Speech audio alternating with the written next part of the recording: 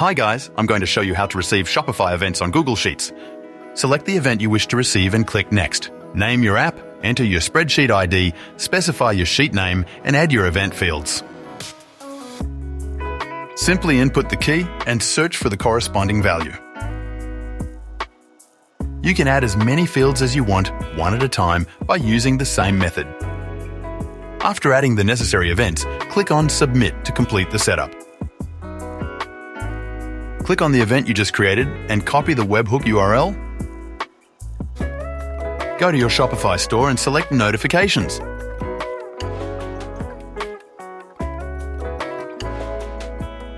Click on Create Webhook, choose the event, paste in the previously copied URL and save the settings. Now, whenever that event occurs in your online store, it is sent to Google Sheets with the specified fields set in Vanus Connect.